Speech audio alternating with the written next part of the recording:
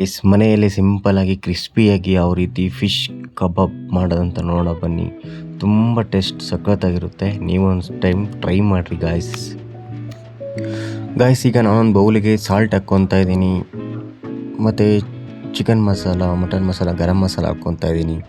ಈಗ ಮತ್ತೆ ನಾನು ಆ್ಯಡ್ ಮಾಡ್ಕೊತಾ ಇದ್ದೀನಿ ಒಂದು ಸ್ವಲ್ಪ ಮೈದಾ ಆ್ಯಡ್ ಮಾಡ್ಕೊತಾ ಇದ್ದೀನಿ, ಮತ್ತು ಒಂದು ಸ್ವಲ್ಪ ರೆಡ್ ಚಿಲ್ಲಿ ಪೌಡರ್ ಆ್ಯಡ್ ಮಾಡ್ಕೊತಾ ಇದ್ದೀನಿ, ಮತ್ತು ಒಂದು ಸ್ವಲ್ಪ ಬ್ಲ್ಯಾಕ್ ಪೆಪ್ಪರ್ ಆ್ಯಡ್ ಮಾಡ್ಕೊತಾ ಇದ್ದೀನಿ, ಮತ್ತು ನಾನು ಸ್ವಲ್ಪ ಜಿಂಜರ್ ಗಾರ್ಲಿಕ್ ಪೇಸ್ಟ್ನ ಸಮೇತ ಆ್ಯಡ್ ಮಾಡ್ಕೊತಾ ಇದ್ದೀನಿ. ಮತ್ತು ನಾನು ಸ್ವಲ್ಪ ಲೈಟಾಗಿ ವಾಟ್ರ್ ಹಾಕ್ಕೊಂಡು ಚೆನ್ನಾಗಿ ಮಿಕ್ಸ್ ಮಾಡ್ಕೊಬೇಕು ಇದನ್ನು.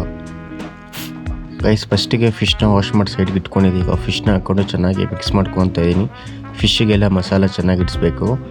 ಮಿನಿಮಮ್ ಅದನ್ನೊಂದು ಹಾಫ್ ಆನ್ ಅವರು ಚೆನ್ನಾಗಿ ಮಿಕ್ಸ್ ಮಾಡಿ ಫ್ರಿಜ್ಜಲ್ಲಿ ಇಡಬೇಕು ಗೈಸ್. ಒಂದು ಪ್ಯಾನ್ ಇಟ್ಕೊಂಡು ಪ್ಯಾನ್ಗೆ ನಾನು ಹಾಕ್ಕೊತಾ ಇದ್ದೀನಿ ಎಣ್ಣೆ ಹಾಕ್ಕೊಂಡು ಚೆನ್ನಾಗಿ ಎಣ್ಣೆ ಬಿಸಿ ಮಾಡ್ಕೊಬೇಕು. ಎಣ್ಣೆ ಬಿಸಿ ಆದಮೇಲೆ ಗೈಸ್ ಒಂದೊಂದು ಪೀಸೇ ಹಾಕ್ಕೊಂಡು ಚೆನ್ನಾಗಿ ಫ್ರೈ ಮಾಡಬೇಕು. ಸ್ಲೋ ಫ್ಲೇಮಲ್ಲಿ ಫ್ರೈ ಮಾಡಬೇಕು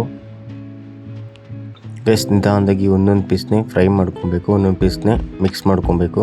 ಚೆನ್ನಾಗಿ ಮಿಕ್ಸ್ ಮಾಡಿಕೊಂಡು ಮತ್ತು ಈಗ ಒಂದು ಪ್ಲೇಟ್ ತೊಗೊತಾ ಇದ್ದೀನಿ. ನೋಡಿ ಗೈಸ್, ಇದು ಫ್ರೈ ಆಗಿದೆ.